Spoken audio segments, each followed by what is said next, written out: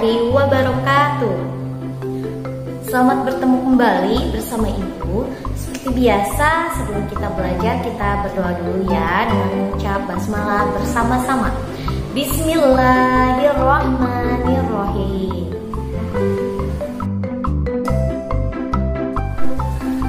Hari ini kita akan belajar mengenai bagian-bagian tumbuhan dan fungsinya.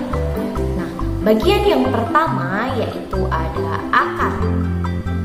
Bagian pada akar itu memiliki bagian yang pertama ada akar utama. Nah, kemudian ada juga cabang akar. Selanjutnya ada rambut akar. Nah, rambut akar ini berfungsi untuk mencari jalan atau mencari air pada celah-celah tanah. Nah, selanjutnya pada ujung akar di situ ada tudung akar. Tudung akar di sini berfungsi sebagai pelindung dari akar saat akan menembus ke tanah. Nah, kemudian ada jenis-jenis akar. Akar yang pertama yaitu ada akar tunggang. Kalau akar tunggang itu biasanya ada akar utama yang lebih besar dan masuk ke dalam tanah, dan biasanya ini cenderung lebih kuat akarnya. Kemudian ada lagi akar serabut. Nah, akar serabut itu terdiri dari akar-akar yang kecil, jadi tidak memiliki akar utama. Nah, biasanya terdapat pada pohon seperti kelapa atau misalnya rumput-rumput. Nah, seperti itu. Nah, kemudian ada lagi akar nafas. Kalau akar nafas ini biasanya terdapat pada tumbuhan yang berada di sekitaran air seperti pada tumbuhan bakau. Gunanya seperti namanya, yaitu untuk bernafas.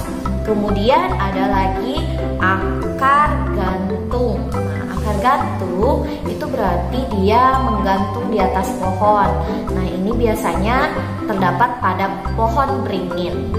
Nah, yang terakhir ada akar tunjang. Akar tunjang di sini contohnya pada tumbuhan pandan. Ini gunanya untuk memperkuat tumbuhan agar bisa kokoh berdiri. Seperti itu. Kemudian ke fungsi akar. Nah, fungsi akar di sini berguna untuk yang pertama menguatkan berdirinya tumbuhan pada tempat hidupnya. Kemudian yang kedua yaitu menyerap air dan garam-garam mineral pada tanah. Yang ketiga yaitu sebagai alat pernafasan. Yang terakhir yaitu sebagai cadangan makanan. Bagian tumbuhan yang kedua yaitu ada batang. Batang pada bagian tumbuhan di sini berguna sebagai tempat keluarnya daun, bunga, dan buah. Bahkan batang juga berfungsi untuk pengangkut air serta hasil fotosintesis.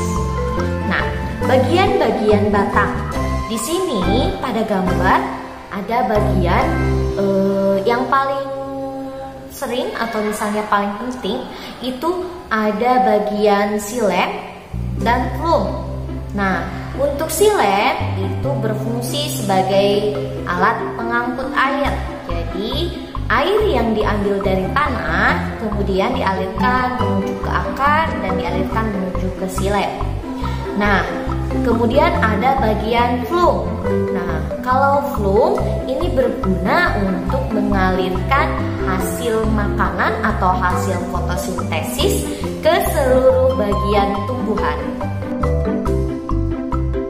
Selanjutnya ada jenis-jenis batang. Berdasarkan struktur batangnya, batang dibagi menjadi dua, yaitu batang lunak dan batang berkayu. Kalau batang lunak ini biasanya berada pada seperti pohon kacang, pohon jagung.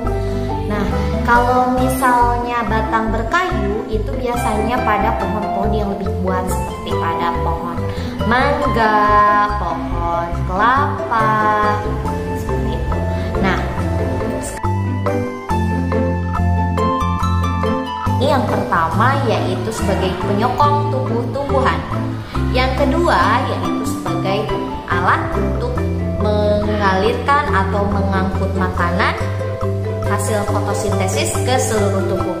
Yang ketiga yaitu alat pengangkut air dari tanah menuju ke seluruh